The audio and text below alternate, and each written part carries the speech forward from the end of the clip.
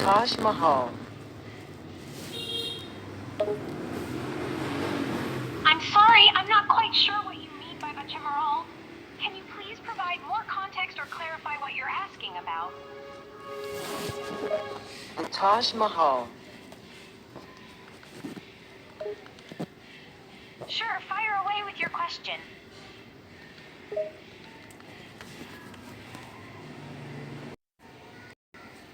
The Taj Mahal is in India.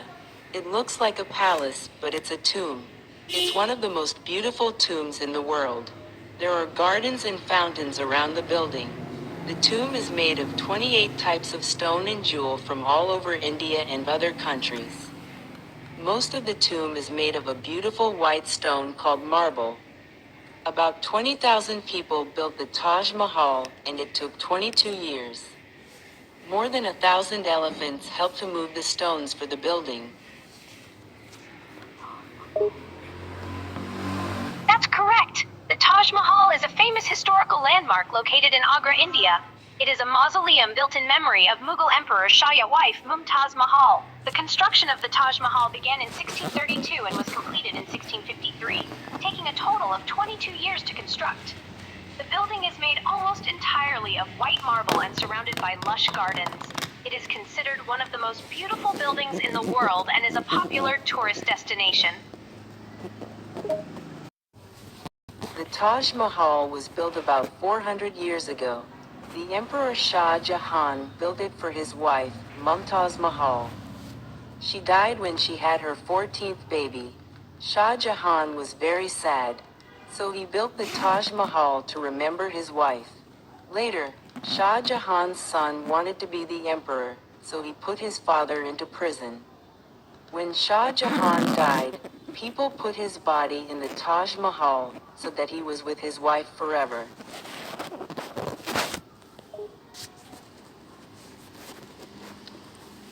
You're right, the Taj Mahal was constructed around 400 years ago as a Mughal Emperor Shah Jahan in memory of his favorite wife, Empress Mumtaz Mahal, who sadly passed away while giving birth to a child in 1631.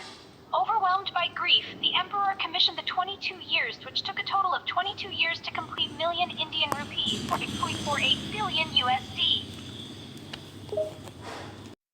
The Colosseum.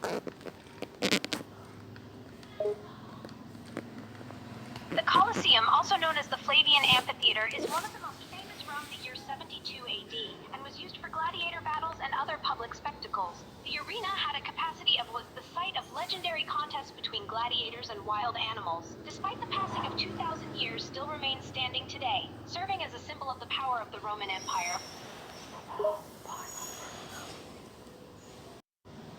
Where did ancient Romans go for fun? They went to the Colosseum in Rome. They watched fights in this big and beautiful stadium. The fights were with gladiators and wild animals like lions, crocodiles, rhinos, and even elephants. The Colosseum wasn't fun for everyone. About 500,000 people and 1 million wild animals died there. About 2,000 years ago, Rome was a very important city. The Colosseum was the most fantastic building in the city. It was big enough for more than 50,000 people.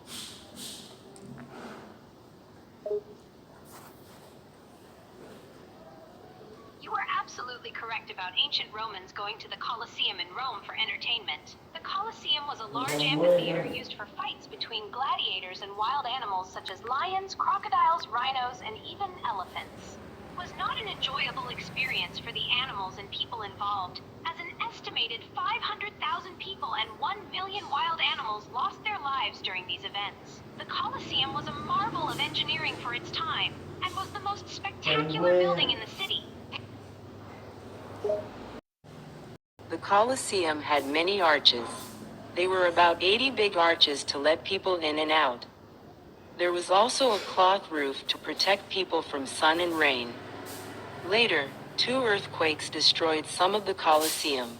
Then, people took stones from the Colosseum to build many other buildings in Rome. So the building that we can see today gives only an idea of how beautiful it was in the past. Thousands of tourists visit the Colosseum every year.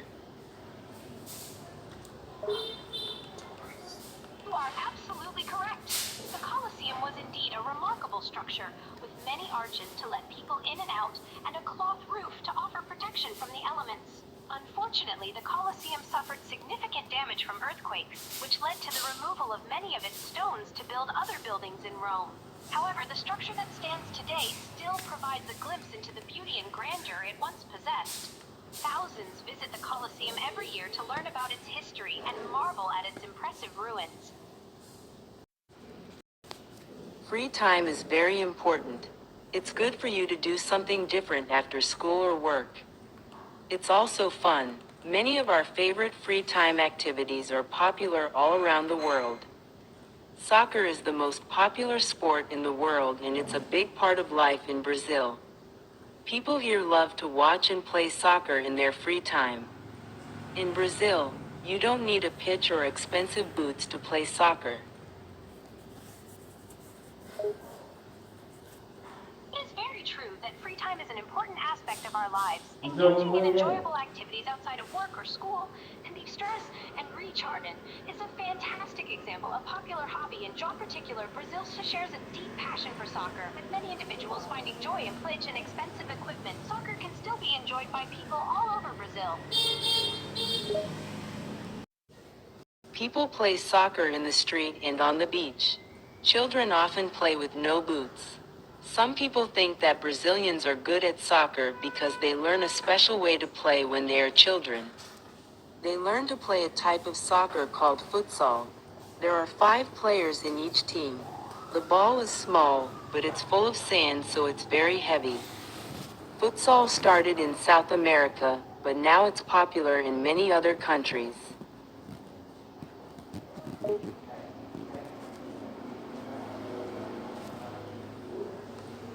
It's fascinating to learn about the popularity of soccer in Brazil, even in the absence of a proper pitch and the use of soccer shoes. It seems that the Brazilian people possess a unique way of playing soccer, which is known as futsal. It is said that futsal was born in South America but has since gained worldwide popularity, featuring 5 players per team and designed specifically for the beach terrain. This just goes to show how truly universal soccer is as a beloved sport, enjoyed by people everywhere for its simplicity and fun factor. One evening at a restaurant, a man and woman were shocked by a child's behavior. The little boy was out of control, running around, while his parents didn't have a clue that he was causing trouble. They were just enjoying their dinner.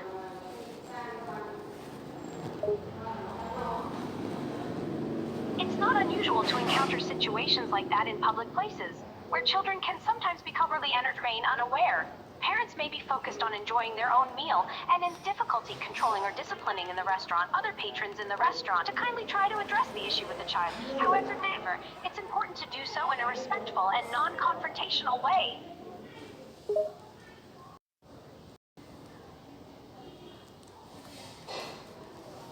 Hi, I'm Alice. I'm doing some internet research on wedding customs in 4 different countries. I already found out a lot about customs in India, but I need to find out more about customs in Ethiopia, Japan, and Peru. Hello, Alice. I'd be happy to provide information about wedding customs in Ethiopia, Japan, and Peru. What would you like to know? Hi, remember me? I'm Alice. I just wanted to let you know that I found a great website with information about wedding customs in Japan. If you want me to email you the address, just let me know. Of course, I remember you. That's great news that you found a website with information on Japanese wedding customs. Please go ahead and email me the address, and I'd be happy to check it out. Hi, I'm Mark. I'm in Alice's class and I have the same assignment. At first, I didn't know what topic to do research on, but I found Alice in the library and talked to her. She gave me some good ideas to think about. I'll let you know tomorrow what I decide to do research on. Hello, Mark. It sounds like you had an enlightening conversation with Alice in the library. It's great that she was able to give you some ideas and help you out. I look forward to hearing about what topic you decide to research tomorrow. Good luck with your assignment. Hi there, I finally made my decision. Sorry you had to wait, but I wanted to be sure I picked the right research topic. As you know, yesterday, I talked to Alice about a few possible topics. And then, I got online and looked at a few websites. First, I found out what I don't want to do research on, and that's classical music because I already know a lot about that. Well, after looking at a lot of websites, I decided to do research on the history of jazz because I don't know anything about that. I understand. It's great that you took your time to make a decision and explore different options before settling on a research topic. The history of jazz sounds like a fascinating topic, and you'll certainly learn a lot as you delve into it. Good luck with your research.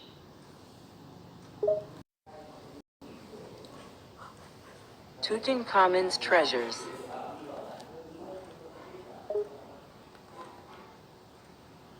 Tutankhamun's treasures are some of the most well-known artifacts from ancient Egypt, discovered in 1922 by Howard Carter and his sponsor Lord Carnarvon. The tomb contained a vast array of objects, including the Golden Mask, which has become a symbol of Egyptian history. In addition to the Golden Mask, many other treasures, such as jewelry, pottery, furniture, and other luxurious items were found in the tomb. These treasures offered insight into Egyptian culture at the time of Pharaoh Tutankhamun's reign. Tutankhamun was a king in Egypt more than 3,300 years ago. He died when he was only 19 years old. When he died, people put a gold mask over his face. They put his body in a coffin made of gold. Then they put the coffin into two bigger coffins. They put all three coffins in tomb with food and many treasures. The Egyptians thought that the king needed these things after he died. Tutankhamun's tomb was in the Valley of the Kings. No one discovered it for a long, long time.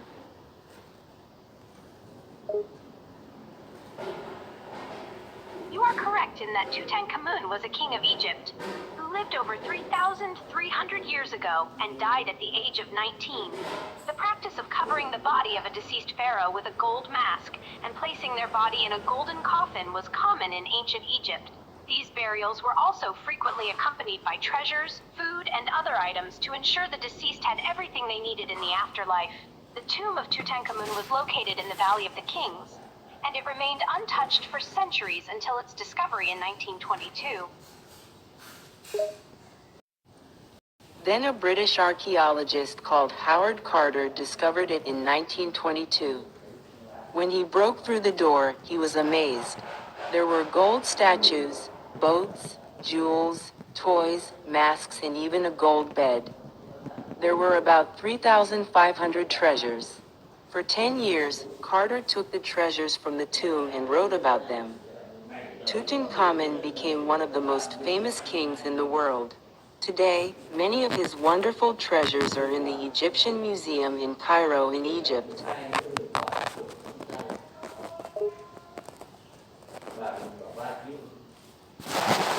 That is correct. Howard Carter, a British archaeologist, is renowned for his discovery of the tomb of Tutankhamun in 1922. The tomb was filled with a vast array of treasures including gold statues, boats, jewelry, toys, and even a gold bed. During the 10 years that followed the discovery, Carter meticulously removed and documented the treasures. As a result, Tutankhamun became one of the most well-known pharaohs, and many of his captivating artifacts are now on display in the Egyptian Museum in Cairo, Egypt. Structures in space. The Space Shuttle, or Space Shuttle Orbiter, is a partially reusable spacecraft operated 1981 to 2011 by the U.S. National Aeronautics and Space Administration, NASA, on missions from Earth to orbit and back. There are also structures in space. The International Space Station, ISS, is a research station. It's about 350 kilometers above Earth. It goes around Earth about 16 times every day. It travels at 27,700 kilometers per hour. That's nearly 8 kilometers per second. You can see the ISS from Earth without a telescope.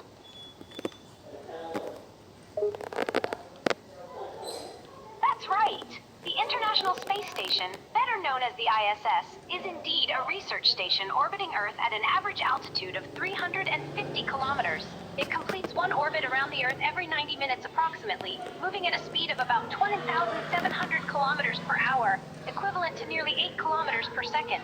This rapid movement allows the ISS to cover a complete orbit in just under an hour and a half. And even more impressively, the ISS can be seen by the naked eye from Earth without any special equipment like a telescope. The ISS is made of metal. It uses energy from the sun. The first part of the ISS went into space in a rocket in 1998. No astronauts went with it. Most other parts went with astronauts. Sometimes, astronauts do a spacewalk outside the ISS to attach new parts.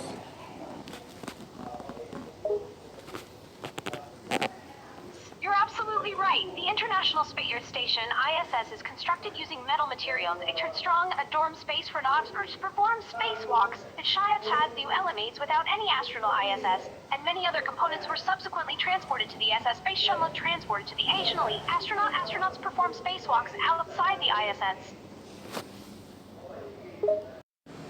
Families and friends.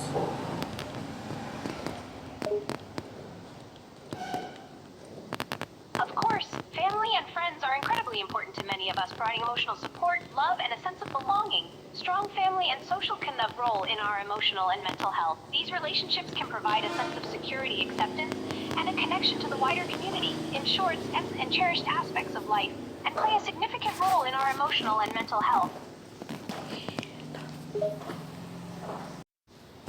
Eid is the Arabic word for festival. Eid is a big Muslim festival. At Eid, people give presents to children and friends. Eid presents are usually money, or things like toys, candy, and new clothes. At Eid, Muslims think about other people in the world. They give food and money to hungry people and sick people.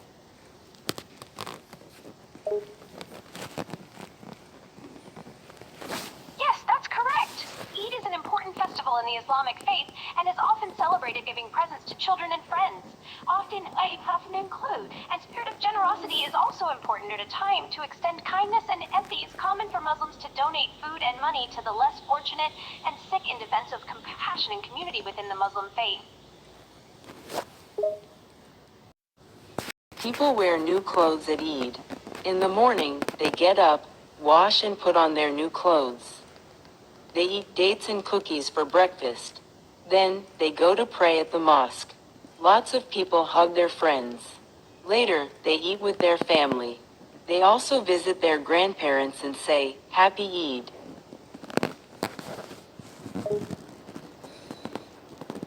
Yes, it is a common tradition for many to wear new clothes during Eid. Individuals typically start their day by waking up early, taking a bath, and putting on fresh and festive clothing. The morning begins with a sweet breakfast of dates and cookies, followed by a visit to the mosque for prayer. After prayer, it is common for people to greet one another, exchanging warm hugs with friends and family. Later in the day, families gather to share a meal together, and some pay special visits to their grandparents, greeting them with well wishes of Happy Eid. In June, it's summer in Europe. It's usually warm. The nights are short and the days are long. The longest day in the year is June 21st. It's called Midsummer. At this time, there are many festivals in Europe. People make big bonfires. In Finland and other countries near the Arctic, it doesn't get dark at midsummer. There's no night.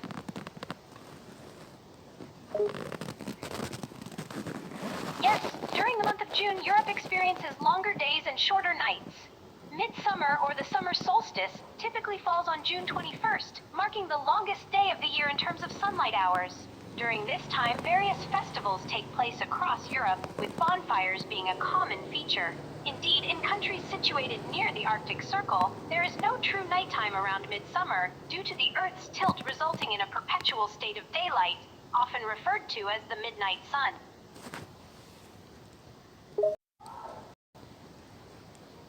In Russia at midsummer, people sing and dance all night. Girls pick flowers and make pretty crowns. They throw the crowns into a lake or a river. Midsummer is one of the biggest festivals in Sweden. People decorate their homes with leaves. They make a big pool with flowers and leaves. They dance around the pool and sing songs. They wear traditional Swedish costumes. Girls make pretty crowns with flowers. It's correct. Midsummer is indeed a significant festival in Russia, where people typically engage singing and dancing throughout their involved performing traditional Swedish attire, with individuals donning traditional Swedish huvudardum, consumer and participate a communal pool with vibrant flowers, performing traditional dance with individuals donning traditional Swedish attire. Yes, you're absolutely right. In Russia during midsummer, people often participate in traditional festivities that include singing and dancing through the night, while young girls craft flower crowns and cast them into lakes or rivers as a superstitious practice. In Sweden, midsummer holds significant cultural significance as one of their biggest festivals. Homes are adorned with leaves, and a large pool is crafted, filled with vibrant flowers and leaves. People gather to dance heartfelt songs while donning traditional Swedish costumes. Additionally, young girls prepare flower crowns adorned with colorful blooms, adding to the festive ambiance. The water cycle.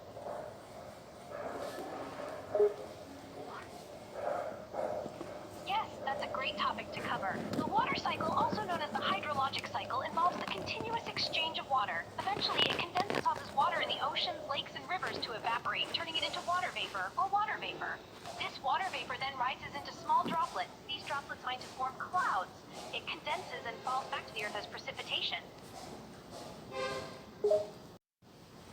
Do you know where water comes from? When it rains, water falls from the sky.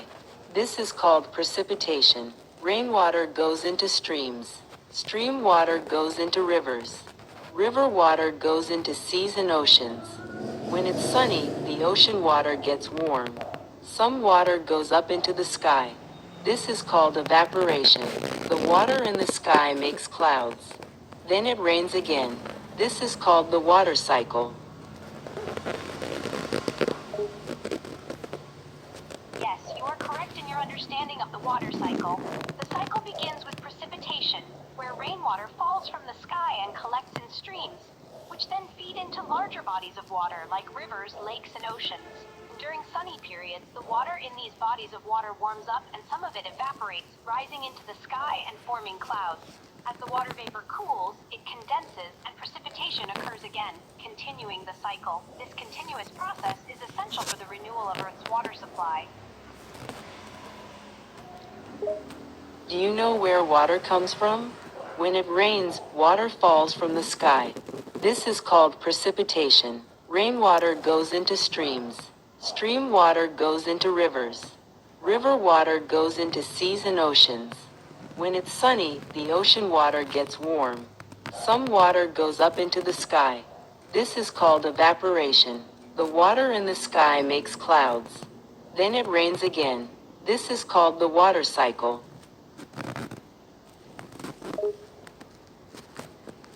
Indeed, it seems we've come full circle. The water cycle is a natural process that begins with precipitation, where rainwater falls from the sky and collects in small bodies of water like streams, eventually flowing into larger rivers. As the sun heats the water in the ocean, some of it evaporates, creating water vapor that rises into the atmosphere. As this condensed water vapor forms clouds, it falls back to the earth as precipitation, thereby restarting the entire process. This intricate cycle is an integral part of the Earth's hydrologic system. We're lucky to have water in our homes. About 1 billion people don't have clean water in their homes. Most of the water we use comes from rivers and reservoirs. Clean water goes through pipes to our homes.